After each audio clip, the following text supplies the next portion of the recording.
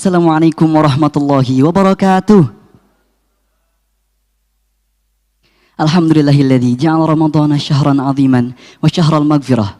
Wassalatu wassalamu ala imamis shaimin sayyidina Muhammadin wa ala alihi wa sahbihi ajma'in, amma ba'du.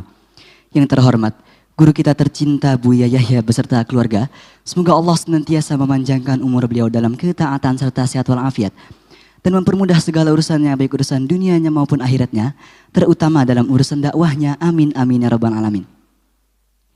Dan tak lupa yang kami hormati hadirin pemirsa Al-Bahjah TV dan pendengar setia Redeko Network dimanapun Anda berada. Alhamdulillah, segala puji bagi Allah atas segala limpahan nikmat dan karunia-Nya sehingga kita dapat berjumpa kembali dengan bulan yang mulia, bulan yang di dalamnya amal kebaikan dilipat gandakan. Salawat beserta salam senantiasa tercurah limpahkan kepada junjungan kita baginda Nabi Muhammad SAW beserta para keluarga, sahabat, tabi'in, tabi'in, serta kita selaku umatnya, semoga kelak mendapatkan syafaat beliau di yaumil qiyamah. Amin amin ya rabbal alamin. Baik hadirin pemirsa Al-Bahjah TV dan pendengar setia Redeko Network dimanapun Anda berada. Masya Allah, senang rasanya saya Ali Zulfaridwanilah dapat kembali menemani Anda dalam program Ramadan Bertabur Pahala, dalam kajian Zawiyah Duha yang akan mengkaji kitab Hadis Jibril, tentunya bersama guru kita tercinta Buya Yahya, live Al-Bahjah TV dan Redeko Network dari berbagai kota. Dan insya Allah pada kesempatan kali ini kita akan mengangkat tema seputar rukun iman yang keempat, yaitu iman kepada Rasul-Rasul Allah. Seperti apakah penjelasannya? Inilah Zawiyah Duha di Al-Bahjah TV dan Redeko Network. Mari siapkan hati dan pikiran kita untuk menyimak ilmu-ilmu yang akan beliau sampaikan. Untuk itu kepada beliau dengan segala hormat kami persilakan. Allahumma shalli ala Sayyidina Muhammad. Allahumma shalli ala Sayyidina Muhammad. Udhkur salata ala Nabi Muhammad. Bismillahirrahmanirrahim. Assalamualaikum warahmatullahi wabarakatuh. Alhamdulillah nahmaduhu subhanahu wa ta'ala hamdan yuwafi ni'amahu wa yukafi'u mazidah. Ya Rabbana lakal hamdu kama yanbaghi li jalali wajhika wa 'azimi sultanik. Subhanaka la nuhsi ثناء عليك أنت كما أثنيت على نفسك فلك الحمد ولك الشكر على ذلك.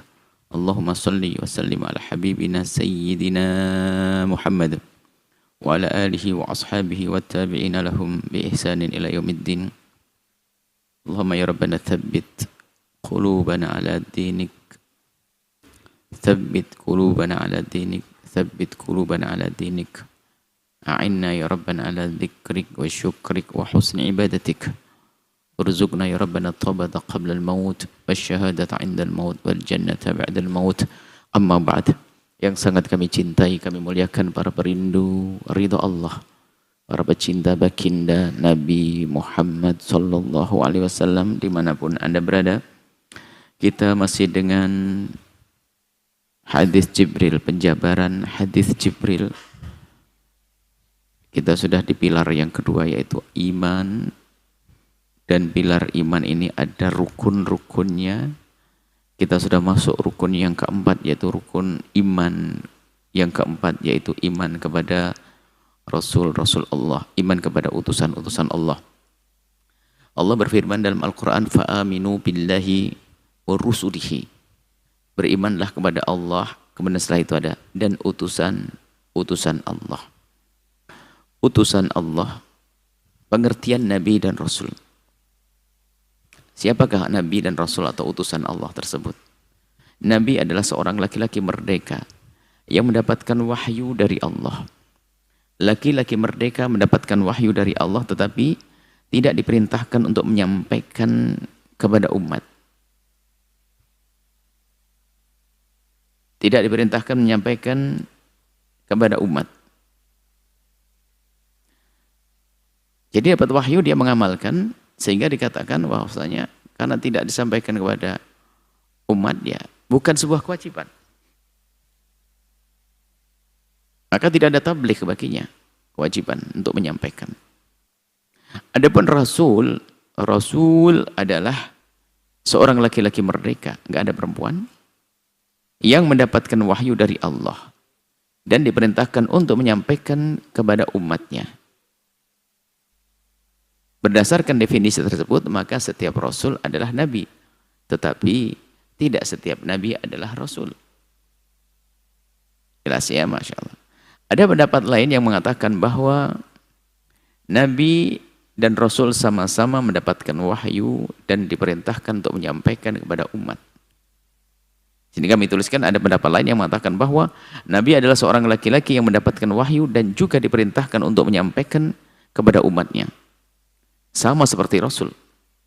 Perbedaannya adalah jika wahyu yang diberikan kepada rasul itu menghapus syariat rasul sebelumnya. Sedangkan wahyu yang diberikan kepada nabi tidak menghapus syariat nabi yang sebelumnya. Jika ada nabi, dia mendapatkan wahyu dan diperintahkan untuk menyampaikan, tapi tidak menghapus syariat yang sebelumnya. Ini adalah pendapat, sekedar wawasan saja. Tapi yang sudah selama ini kita kenal adalah definisi kalau nabi diberi wahyu tapi tidak diperintahkan untuk menyampaikan kepada umat. Kalau rasul adalah diberi wahyu dan diperintahkan menyampaikan kepada umat. Menurut pendapat yang kedua, setiap nabi dan rasul diberi mukjizat oleh Allah, yaitu sesuatu hal yang luar biasa yang terjadi pada nabi dan rasul untuk mengukuhkan serta menjadi bukti kebenaran akan kenabian serta kerasulan di hadapan umatnya. Nggak bisa dibuat, nggak bisa dihadirkan dari dirinya sendiri. Allah yang beri. Allah yang beri sehingga mukjizat itu namanya mukjizat. Mu'jiz, a'jaza, yu'jizu, mu'jiz itu adalah satu kejadian luar biasa yang melemahkan, yang meruntuhkan orang yang menentangnya. Jika pada zaman Nabi Isa adalah banyak dokter-dokter, maka Nabi Isa punya mukjizat yang melemahkan para dokter. Baginda Nabi hidup di zaman hebohnya dunia syair, sastra. Maka Allah beri Al-Quran yang melampaui itu semuanya. Maka mukjizah melemahkan mereka, menantang mereka. Fa'tu bi suratin mimithlihi, suruh mendatangkan, nggak bisa. Suruh buat kayak Al-Quran, nggak bisa. Sehingga mereka terkagum-kagum. Quran itu bukan kayak syair, tapi ngalah-ngalahkan syair. Jadi mereka itu membaca Al-Quran itu geleng-geleng kepala. Ini model apa ini? Dan tidak bisa melemahkan, tidak bisa menjatuhkan Al-Quran. Mujizat. Makanya aneh jika orang akhir zaman ini mencoba mengkritiki Al-Quran dan sebagainya. Dulu pendekar-pendekar sastra pada zaman Nabi nggak ada yang kritik seperti itu. Menunjukkan kedunguan orang akhir zaman ini mencoba mengkritiki Al-Quran dari sisi tata bahasanya dan sebagainya. Unik.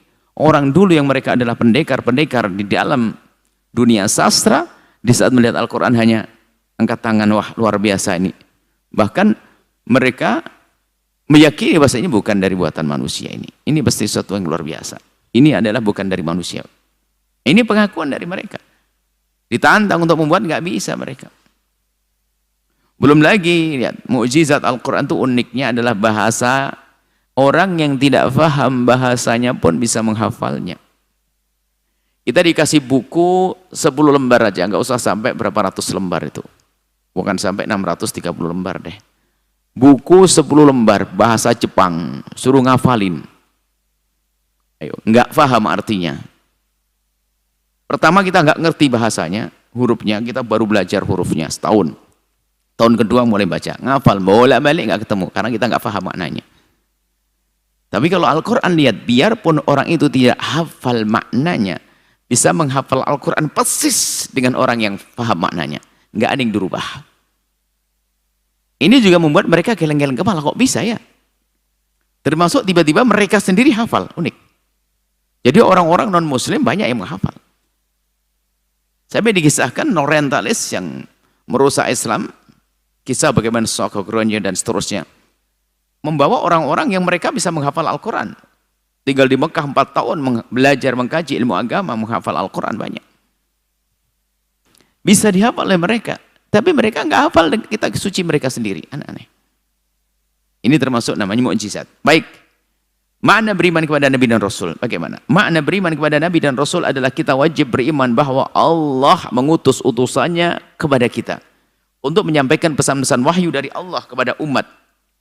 dari kaum jin dan manusia.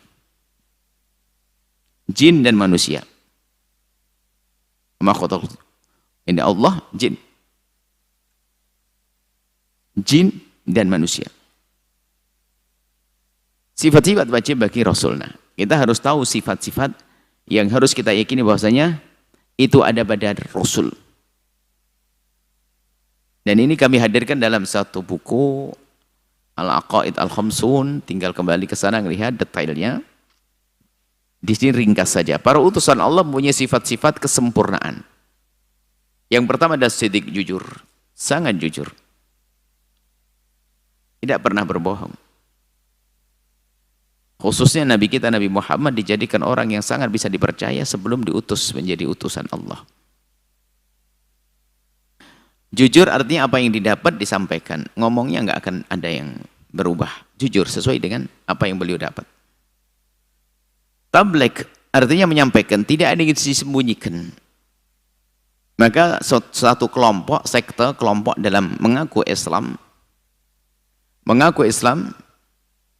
mengatakan bahwa ada Al-Quran yang belum keluar karena disimpan.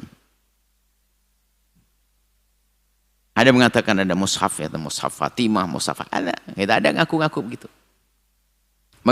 Mengatakan ada Quran. Ini enggak benar. Nabi menyampaikan semuanya. Baginda Nabi menyampaikan semuanya. Al-Quran yaitu yang selama ini kita saksikan, yaitulah yang turun kepada baginda Nabi. Tidak ada yang ketinggalan satu huruf pun. Harus kita yakini. Amanah bisa dipercaya. Nggak akan merubah, nggak akan mengganti, dan seterusnya. Fatonah cerdas, memahami problem umat, kemudian menyampaikan solusi. Mengerti keadaan, cerdas. Baik. Kemudian 5 ismah. Ini jarang disebutkan, akan tapi ini sudah, biarpun tidak disebutkan dalam sebagian kitab, sifat Nabi itu kan ada 4 biasanya. Oke, betul, itu tidak salah. Sebab seperti sifat ismah ini adalah disebutkan dalam pembahasan yang lain, bahwasanya Nabi adalah maksum. Kita masukkan di sini agar lebih mudah. Ismah. Ismah ini terjaga dari dosa.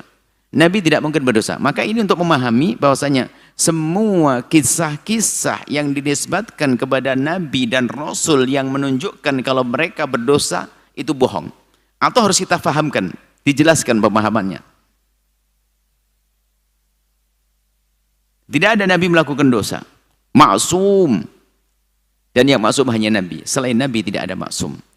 Maka kalau ada yang mengatakan maksum selain Nabi, ini bahaya sekali. Dan keluar dari iman. Karena konsekuensinya, akibat dari keyakinan adanya orang yang maksum selain Nabi adalah bisa menghapus syariat Nabi. Ada kelompok yang mengatakan para imamnya maksum. Pemimpinnya maksum. Salah. Sebab apa? Kalau maksum berarti omongannya tidak salah. Pasti benar. Sementara omongannya bertentangan dengan Al-Quran para ulama. Ini bahaya sekali. Memang tidak ada yang maksum, hanya Allah. Yang maksum hanya Nabi, utusan Allah. Dari manusia. Nabi maksum, tidak akan masuk dalam dosa. Tidak akan salah. Maksum. Makanya ismah di sini kita masukkan dalam sifat-sifat penting para Nabi 5. Di kitab Al-Aqaid Al-Khamsun sampai 5 saja. Di sini ada tambahnya 6. Terbebas dari hal-hal yang menyebabkan orang lari dari mereka, seperti gila dan penyakit yang menjijikkan. Jadi Nabi dan utusan Allah itu tidak akan punya penyakit yang menjijikkan. Marad munafir, ya, bukan, tidak ada penyakit yang menjadikan orang lari. Seperti kisah Nabi Ayyub, dusta, yang mengatakan saya ada ulat yang diturunin dimasukkan lagi, ada. Coba bayangin nanti ada. Kita duduk dengan orang keluar kepalanya ulat gerak-gerak begitu, gimana kira-kira? Nggak ada, orang menjijikkan, nggak ada.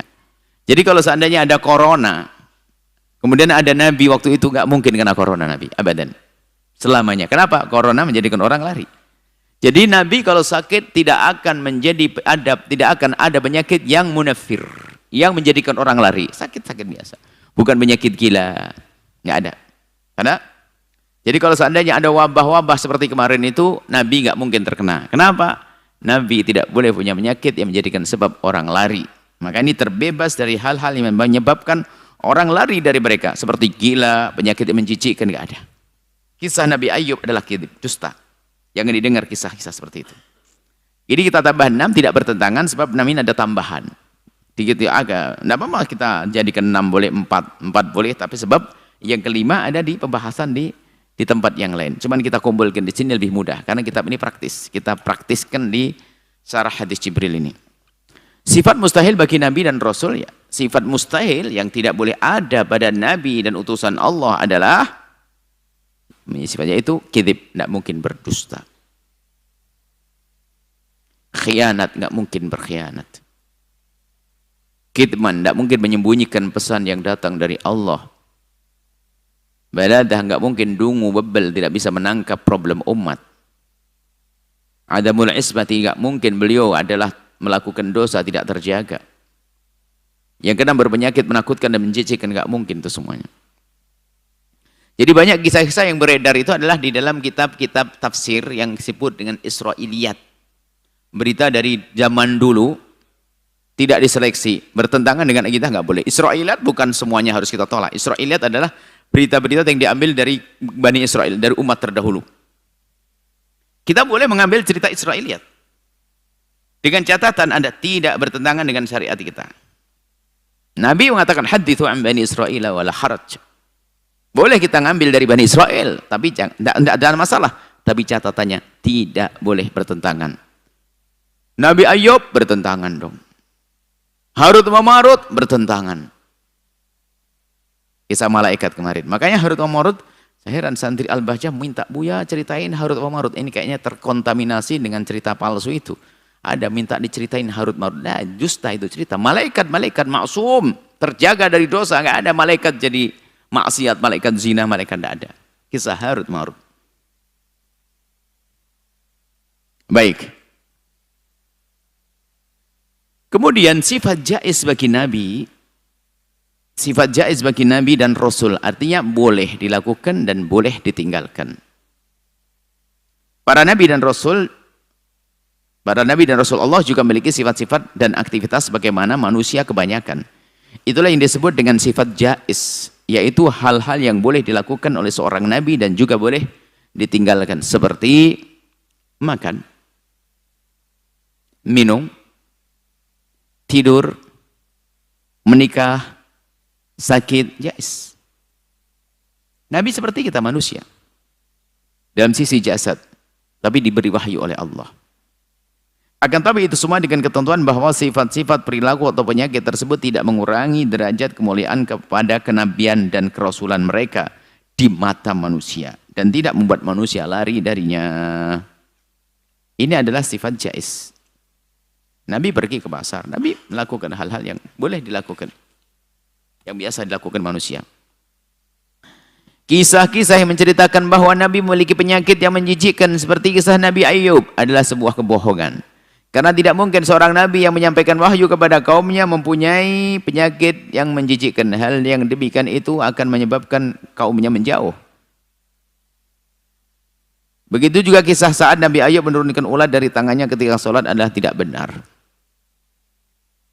Kisah Nabi Ayub. Cuma disebutkan dalam kitab tafsir, sebagian kitab tafsir seperti itu. Jumlah Nabi dan Rasul. Tidak ada yang mengetahui berapa jumlah sesungguhnya Nabi dan Rasul Allah. Sebab telah datang riwayat yang berbeda-beda tentang hal tersebut. Sebagaimana firman Allah dalam Al-Quran, "Rusulan qad qasasnahum 'alaika min qablu wa rusulan lam naqsushum 'alaik." Sebagian utusan Allah aku ceritakan. Di dalam Al-Quran ada nama Nabi Musa, Nabi Ibrahim, Nabi Nuh, Nabi. Itu yang ceritakan sedikit. Wa rusulan dan utusan lain lagi lam naqsushum 'alaik. Berarti ada yang tidak disebutkan, banyak disebutkan. Tidak ada batas, tidak ada yang tahu jumlahnya. Jadi jumlah Nabi dan utusan Allah banyak. Berandai-andai mungkin, tapi tidak boleh dipastikan. Dengan catatan berandai-andai, tapi rambu-rambunya adalah tidak boleh bertentangan dengan syariat Islam.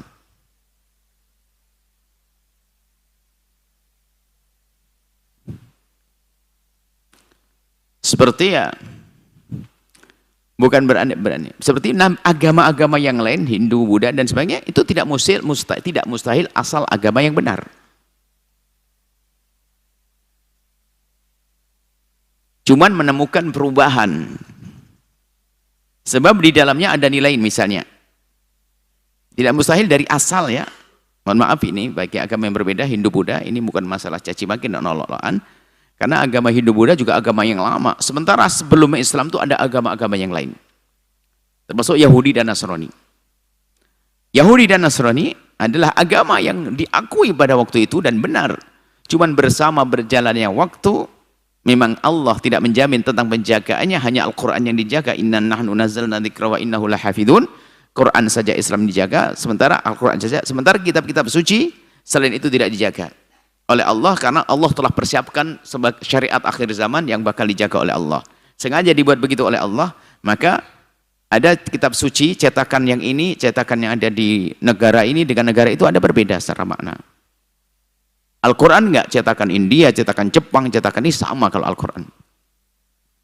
Dan ini diakui oleh siapapun, ini bukan fitnah dan bukan untuk merendahkan syariat lain, enggak. Ini babnya penjelasan saja. Mohon maaf kepada kaum Kristiani, Buddhis dan Hinduis, ini adalah dalam bahasa dialog di keluarga kami kaum muslimin. Anda pun boleh bicarakan kekurangan Islam menurut Anda di agama Anda. Supaya kita ini gini menjelaskan saja, bisa jadi. Sehingga kalau bisa apa kamu? Ya mungkin sekali, karena apa? Agama itu banyak. Jadi mungkin juga ada nabi yang turun di Jawa sebelum Nabi Muhammad, tentu setelah Nabi Muhammad nggak ada, jangan sampai orang akhirnya. Mungkin turun nabi di Jawa, mungkin turun di mana saja, kan jumlah nabi banyak. Tapi sekali lagi tidak ada dalil yang pasti dari Al-Quran hadis yang menentukannya, nggak perlu kita mencari-cari itu semuanya. Ada pun menghubung-hubungkan, misalnya ada dalam Hindu Buddha ya, kalau tidak dunia, ada nabi namanya Dzulkifli misalnya. Ada Siddhartha Gautama, itu adalah hidup di kota namanya Kapilawastuna, kifilnya, atau mungkin bisa saja itu adalah sebab ajaran tentang menjauhi meraih hawa nafsu adalah sangat Islami. Oke, misalnya begitu. Ya sah-sah saja, akan tapi selagi bertentangan dengan Islam tidak bisa kita terima. Akan tapi kalau bicara mungkin, seperti agama Yahudi adalah agama benar dulu, yang dibawa oleh Nabi Musa. Agama Nasrani benar dibawa oleh Nabi Isa. Cuman bersama berjalannya waktu ada perubahan. Nah, seperti itu.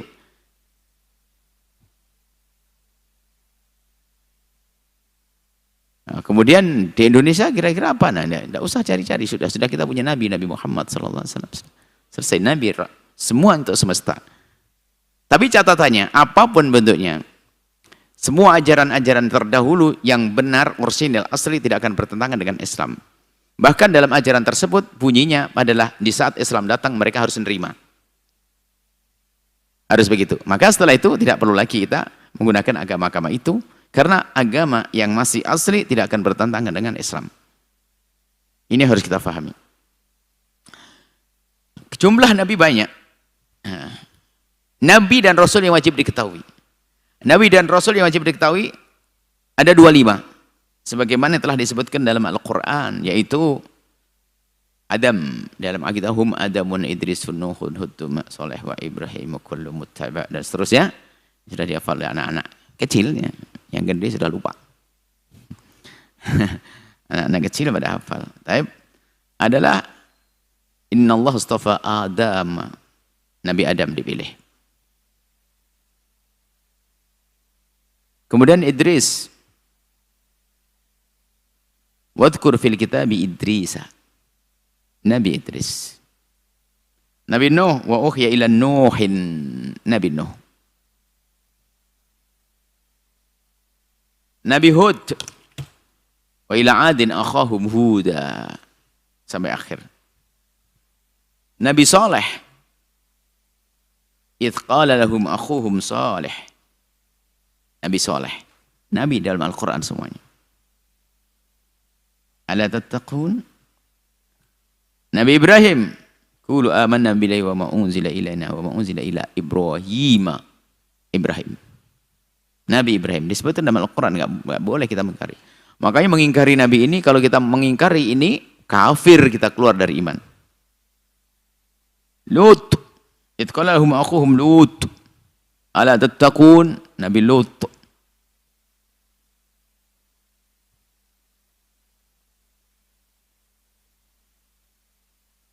Baik. Nabi Ismail, qulu amanna billahi wa ma unzila Ibrahim wa Ismail. Qulu amanna billahi wa ma unzila ilaina wa ma unzila ila Ibrahim wa Ismail. Ismail.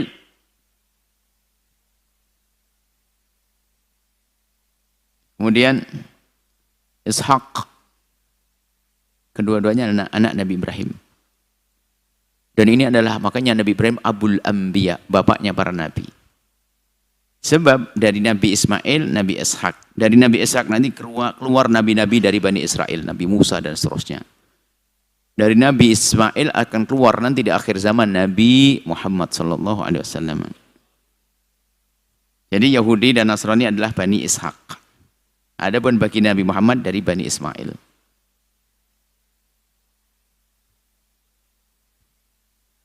Makanya orang Yahudi pertama kali dengar Nabi Muhammad ternyata dari Bani Israel mengingkari. Kok ada Nabi dari Bani Ismail?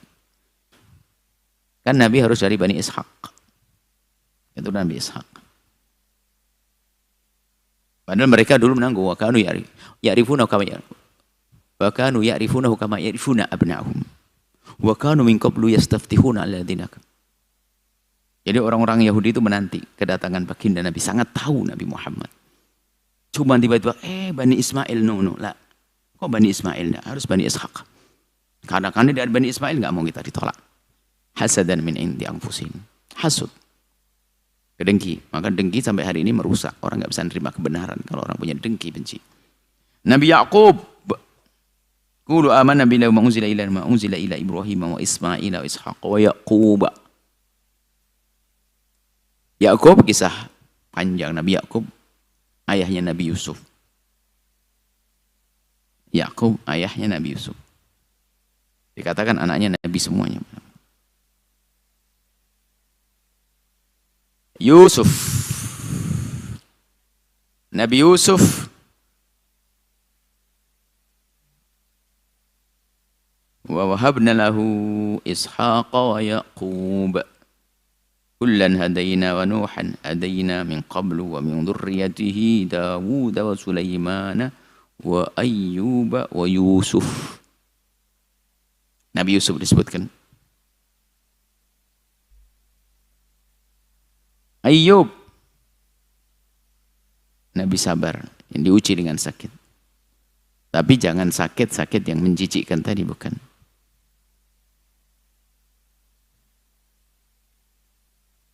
Wa auhayna ila Ibrahim wa Ismail auhayna ila Ibrahim wa Ismail wa Ishaq wa Yaqub wa al-asbati wa Isa wa Ayyub. Nabi Syuaib mertua Nabi Musa. Wa ila Madyana akhahum Syuaiba. Ada semuanya. Makanya kita selama ini kan tidak tahu dalilnya kan, tapi sudah hafal ya. Hafal Nabi 25. Syuaib mertua Nabi Musa alaihissalam. Harun akhu Musa. Thumma arsalna Musa wa akhahu Harun. Saudaranya Harun. Nabi Musa wa idh atayna Musa al-kitaba wal furqana la'allakum tahtadun. Nabi Musa, Nabi yang paling banyak ceritanya itu Nabi Musa dalam Al-Quran. Panjang.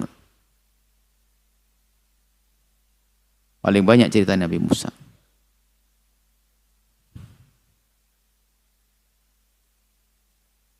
Baik. Nabi Ilyas. Wa inna Ilyasa laminal mursalin. Jelas. Nabi Ilyas adalah termasuk utusan Allah. Wal Yasa. Wa Ismail wal Yasa wa Yunus wa Luta. Zulkifli. Zulkifli. Wadhkur Ismail wal Yasa wa Dzulkifli. Wa Dzulkifli, Dzulkifli disebut. Wa kullu minal akhyar. Orang-orang baik pilihan Allah.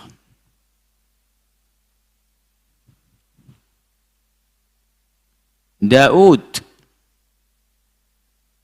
seorang raja, Raja Daud, ayah Raja Sulaiman. Wa ataina Dawud zabura. Sulaiman laqad ataina Dawud wa Sulaiman ilma. Nabi Sulaiman punya kelebihan bisa bicara dengan binatang.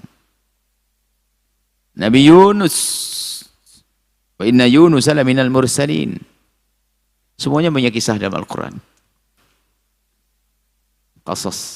Qasasul Anbiya. Ada kisah-kisah para nabi disebutkan. Nabi Yunus, jadi ada Nabi Yunus yang dimakan, ditelan ikan.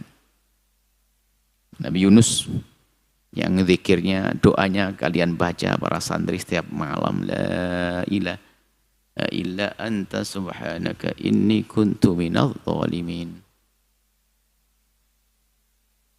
Ya, ini doanya Nabi Yunus. Waktu beliau adalah dilempar, ditangkap sama ikan di dalam kegelapan yang gelap dan sangat gelap.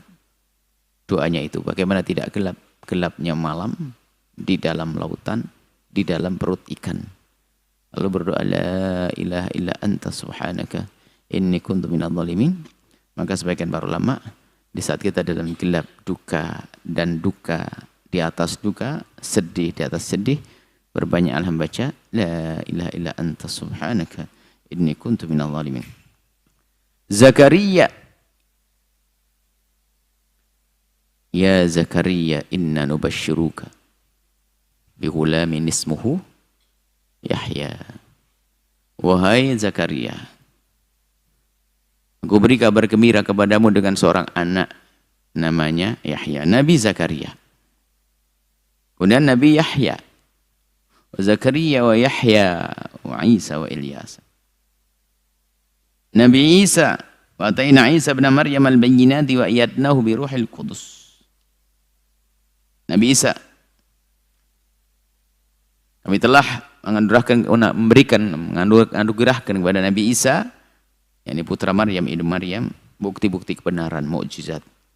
Setelah kami perkuat dia dengan Ruhul Kudus, yakni Jibril yang memberikan wahyu kepadanya.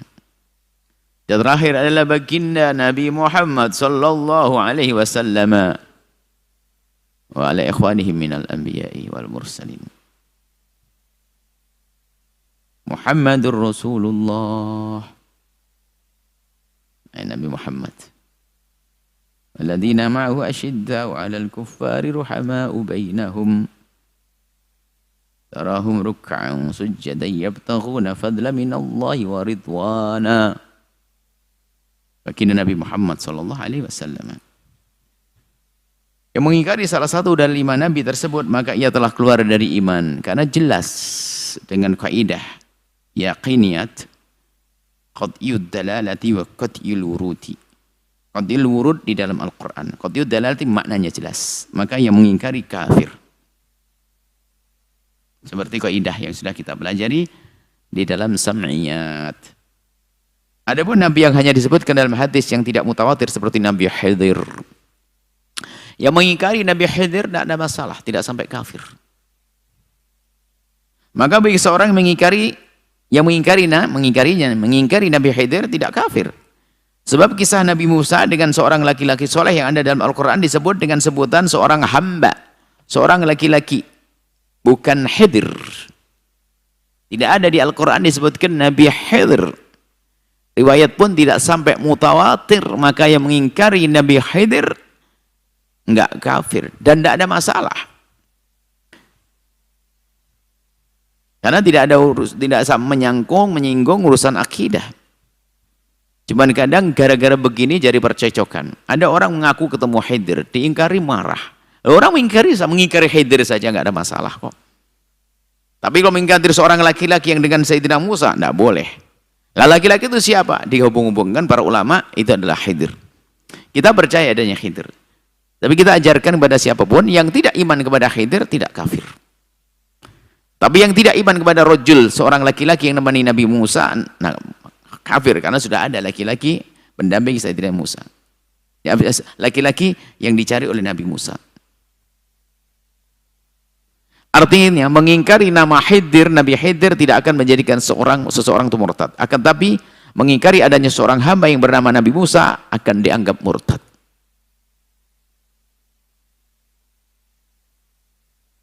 Yang bersama bukan namanya ada bersama Nabi Musa, kisah Khidir. Kisah seorang laki-laki yang dengan keistimewaannya, dengan 3 kisah. Kisah yang unik. Nah, para ulama menyebut kita mempercayai itu Khidir karena riwayat-riwayat bisa diterima Khidir. Maksudnya ini anjang-anjang. Kalau ada orang mengingkari Khidir, ya nggak ada masalah, tidak sampai derajat kafir kok. Apalagi mengingkari kisah kita, misalnya kita menemukan seseorang, lalu kita khusnulan itu Khidir, kemudian kita cerita kepada seseorang, orang itu mengingkari, no problem, cuma jadi masalah kadang-kadang kita mengingkari begitu saja, dipikir kita menjarah, mencela, merendahkan seseorang. Misalnya ada berita tentang seorang dikatakan dia wali, lalu dia bertemu Khidir. Kalau kita mengatakan Anda percaya, saya tidak percaya Khidir misalnya, no problem, tidak sampai keluar dari iman. Tapi harus kita ketahui bahasanya kita percaya adanya Khidir. Karena ada riwayat-riwayat yang digabung-gabungkan menjadi jelas bahasanya yang dimaksud laki-laki dengan Nabi Musa alaihissalam adalah Khidir. Baik. Umat yang diseru oleh Nabi dan Rasul. Setiap Nabi dan Rasul diutus untuk kaumnya saja. Kecuali Nabi Muhammad. Untuk lil alamina, semesta semuanya. Setiap Nabi diutus ila qaumihi, kepada kaumnya. Wa ila Thamud akhahum Salihah. Nabi Saleh untuk kaum Thamud saja. Karena diutus hanya untuk kaum Thamud, maka yang bukan kaum Thamud tidak bisa dianggap sebagai pelanggar syariat. Nggak bisa dianggap sebagai pelanggar syariat. Karena bukan kaum Thamud. Wa ila Madyana akhahum Syu'aiba, Nabi Syu'aib untuk orang Madyan. Sehingga selain Madyan yang belum bisa menerima tidak dianggap sebagai pelanggar syariat karena hukumannya hanya diutus hanya untuk Madyan. Tapi baginda Nabi Muhammad, kecuali Nabi Muhammad yang diutus untuk seluruh bangsa manusia. Sebagaimana firman Allah dalam Al-Quran, wa ma arsalnaka illa rahmatan lil alamin. Aku tidak mengutus semua wahai Muhammad kecuali untuk kebaikan, kasih sayang, keindahan, kebaikan untuk semesta semuanya. Seluruh alam. Semua syariat para nabi dan rasul serta wahyu atau kitab suci yang diturunkan Allah kepada mereka, tidak ada yang dijamin keasliannya oleh Allah kecuali Al-Quran. Sengaja Allah buat seperti itu karena untuk mengangkat syariat terakhir sebagai risalah penutup di bawah Nabi Muhammad SAW. Jadi semua wahyu dan kitab suci yang turun kepada Nabi tidak dijaga oleh Allah dan mengalami perubahan-perubahan sehingga perlu didatangkan Nabi lagi hingga diutuslah Nabi akhir zaman yaitu Nabi Muhammad SAW untuk semua umat manusia sebagai penutup nabi-nabi terdahulu. Oleh karena itu syariat Nabi Muhammad dengan kitab sucinya tidak mengalami perubahan dan tidak ada yang bisa mengubahnya. Syariat Nabi Muhammad adalah pantas sesuai setiap zaman sampai hari kiamat dan setiap tempat. Catatan. Perubahan di dalam kitab suci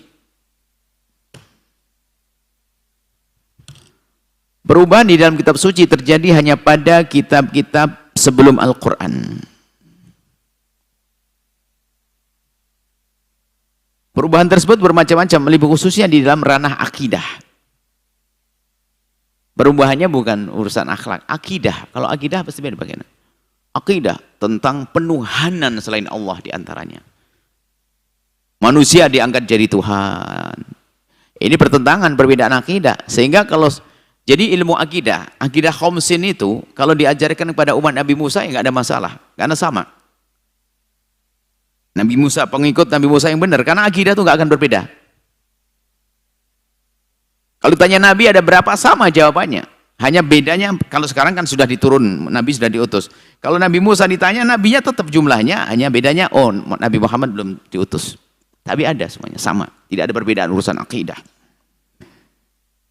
Tidak sah beriman kepada Nabi Muhammad jika tidak beriman kepada Nabi sebelumnya. tidak sah iman kepada Nabi Muhammad kecuali juga iman kepada nabi yang sebelumnya. Begitupun sebaliknya, tidak sah beriman kepada nabi terdahulu jika tidak beriman kepada Nabi Muhammad sallallahu alaihi wasallam. Beriman kepada nabi terdahulu tapi dengan Nabi Muhammad tidak beriman, tidak diterima. Baik, kita lanjutkan, semoga bisa selesai bersama berakhirnya bulan Ramadan. Kita lanjut semampu kita.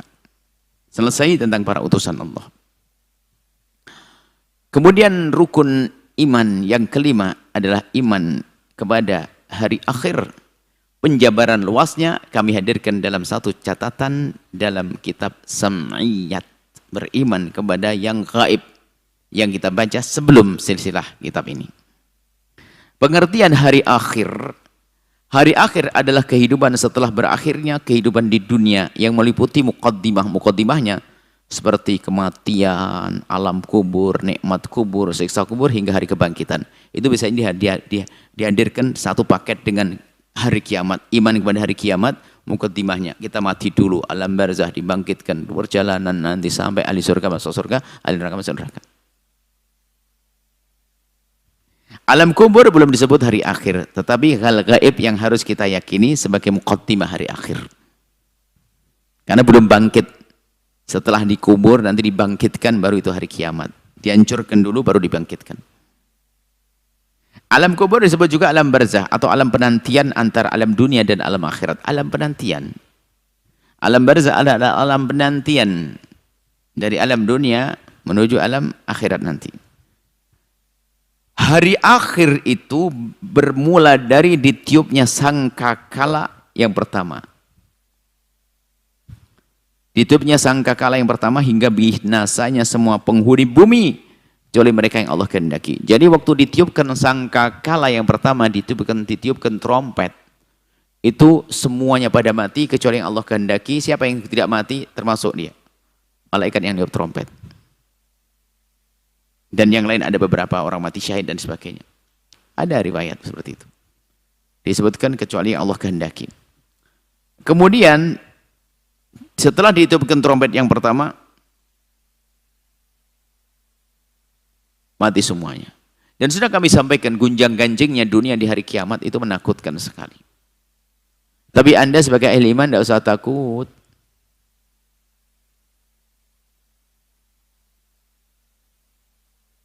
Idza zulzilatil ardu zilzalaha wa akhrajatil ardu athqalaha dan seterusnya. Mengagumkan.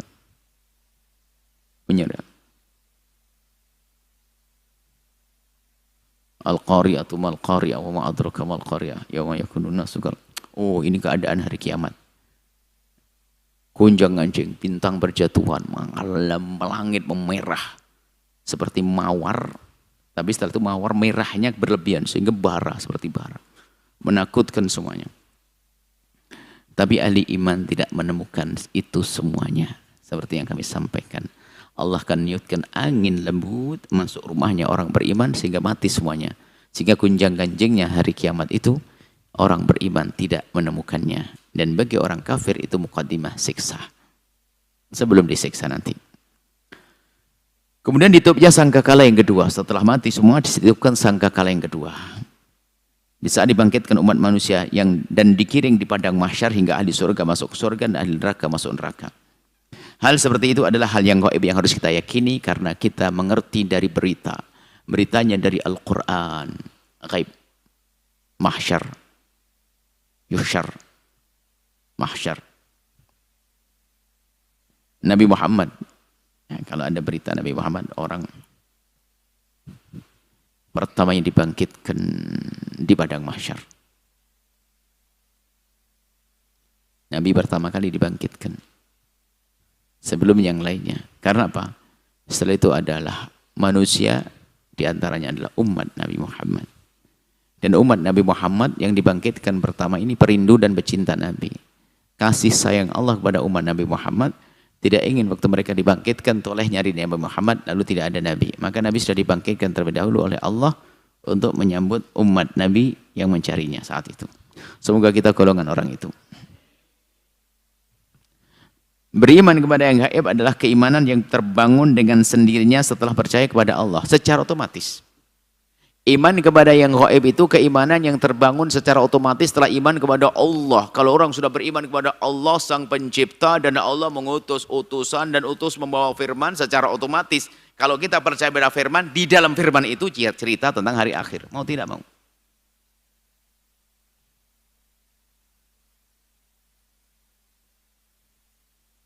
Percayanya kita bahwasanya di gudang ini banyak makanan enak, tidak harus pakai melihat. Tapi berangkat dari siapa?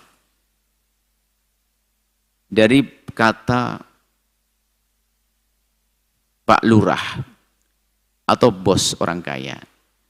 Mempercayakan pada seseorang, tolong kasih tahu pada jamaah, jangan khawatir. Makanan banyak. Yang ngomong orang bisa dipercaya. Yang nyuruh orang yang punya makanan. Maka secara otomatis kita itu waktu yang kasih tahu siapa. Misalnya begini saja, kita lagi ke rumahnya seseorang dikasih sudah janji makanan enak. Kita sudah tahu bahwasanya di rumah orang tersebut makannya pasti enak-enak. Sudah lapar lagi. Kata pembantunya yang dipercaya oleh bos memberi kabar, para tamu, insya Allah 10 menit lagi makanan akan keluar. Percaya atau tidak? Percaya, karena terbangun kepercayaan dari siapa? Karena ini yang ngomong adalah orang yang diutus oleh bosnya. Kalau yang ngomong tetangga, yang benar dari mana? Dia tahu kan gitu ya? Nah kita percaya kepada Allah Jalla Jalaluh, mengutus utusan para nabi. Lalu nabi menyampaikan pesan di dalam Al-Quran, Nabi Muhammad. Ya nggak bisa dong mengingkari. Makanya kata ingat Dr. Buti, jangan kita terjebak dengan dialog-dialog picisan, dialog salah, dialog ngaco.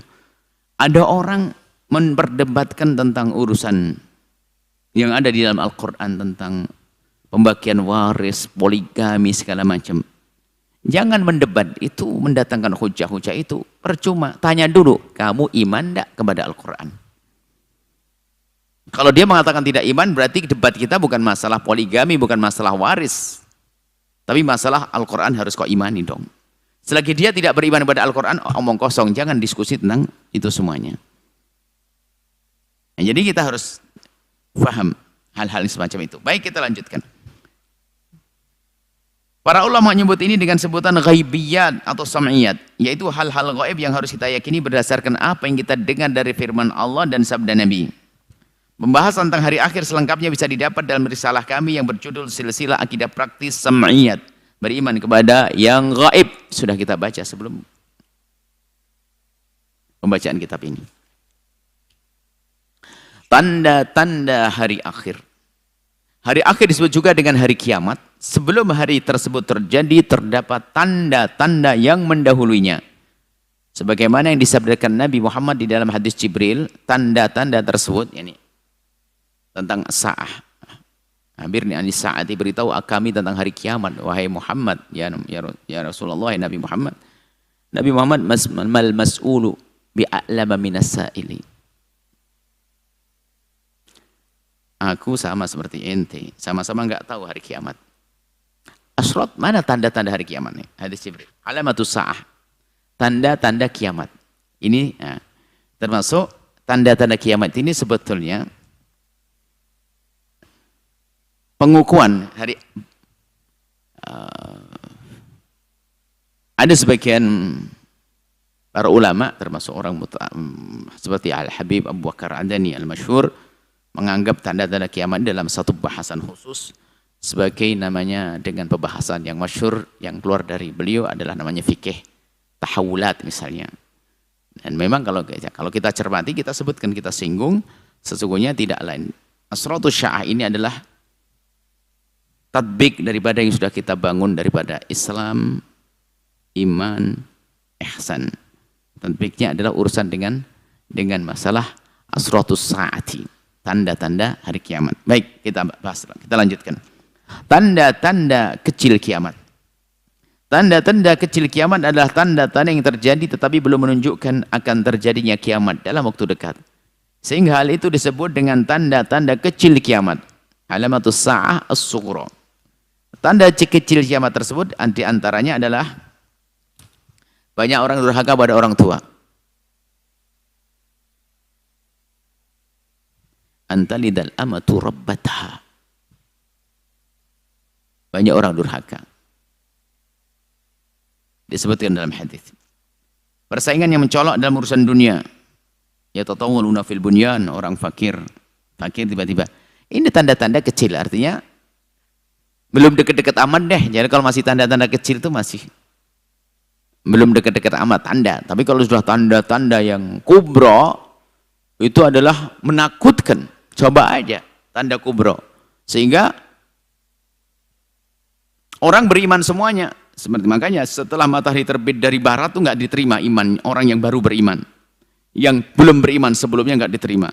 Coba matahari terbit dari barat, heboh kita. Sedunia nih heboh, terbit dari barat. Ketakutan semuanya. Berhenti aja, nggak duhur nggak selesai-selesai, kita ketakutan. Kemudian ada tanda-tanda kiamat kubro. Ini tanda-tanda kiamat besar. Insya Allah kita lanjutkan pada pertemuan yang akan datang. Insya Allah ada tanda-tanda kiamat kubro tentang Dajjal dan seterusnya. Insya Allah. Semoga Allah memberikan kepada kita pemahaman yang benar, berikan ilmu yang manfaat. Bismillah, kita baca doa. Alhamdulillahirrahmanirrahim. Allahumma salli ala habibina sayyidina Muhammad wa ala sayyidina Muhammad. Allahumma ya Allah, pandang kami dengan kasih sayang dan cinta darimu, berikan kepada kami segala kebaikan di dunia dan di akhirat. Ya Allah, wa dan terima kasih kami mohon, ampuni kami, ampuni orang tua kami dan guru-guru kami, berikan kasih sayang kepada mereka. Wa dan maha kasih kami mohon, yang sempit rezeki lapangkan dengan rezeki yang halal penuh berkah, yang sakit sembuhkan, yang punya hutang mudahkan dalam bayar hutang.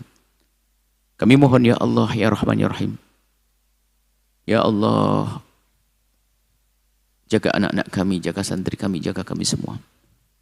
Wujudkan keindahan dalam rumah tangga kami, suami istri yang saling mencintai karenamu, dengan anak yang dibanggakan oleh kekasihmu Nabi Muhammad, yang sempit rezeki lapangkan dengan rezeki yang halal penuh berkah, yang sakit sembuhkan, yang punya hutang mudahkan dalam bayar hutang. Dan kami mohon ya Allah, seperti engkau pertemukan kami saat ini, pertemukan kami kelak di surga bersama kekasihmu Nabi Muhammad. Jadikan kami hamba yang saling mencintai karenamu ya Allah. Dan kuatkan iman kami ya Allah. Kuatkan iman kami ya Allah. Kuatkan iman kami. Panjangkan umur kami dalam ketaatan serta sehat walafiat. Berikan kepada kami semua husnul khatimah ya Allah. Mati dalam keadaan iman. Dan kami mohon ya Allah, jadikanlah ucapan kami di akhir hayat kami kelak. Saat engkau hendak mencabut nyawa kami ingin saat itu ya Allah, hati dan lidah kami mampu mengucapkan kalimat agung dan mulia, la ilaha illallah Muhammadur Rasulullah, la ilaha illallah Muhammadur Rasulullah, la ilaha illallah Muhammadur Rasulullah. Sayyidina Muhammad Rasulullah sallallahu alaihi wasallam, Rabbana atina fid dunya hasanah wa fil akhirati hasanah wa qina adzabannar. Wa sallallahu ala sayyidina Muhammadin wa ala alihi washabihi wasallam. Walhamdulillahirabbil alamin. Al-Fatihah.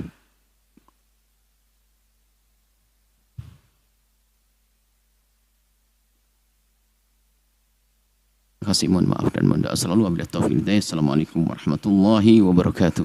Waalaikumsalam warahmatullahi wabarakatuh. Syukran jazilan kami haturkan kepada guru kita tercinta Buya Yahya atas ilmu-ilmu yang telah disampaikan.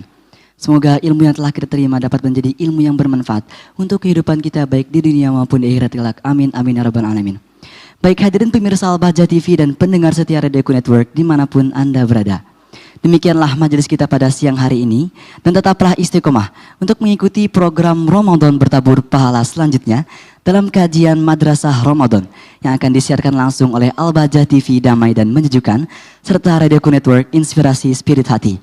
Dan akhirnya saya Ali Zulfaridwanillah beserta kru yang bertugas mengucapkan terima kasih atas segala perhatian Anda. Mohon maaf atas segala kekurangan dan mohon doanya selalu. Mari tutup majelis yang mulia ini dengan pembacaan doa kafaratul majelis. Subhanakallahumma bihamdika asyhadu an la ilaha illa anta astaghfiruka wa atubu ilaik. Assalamualaikum warahmatullahi wabarakatuh.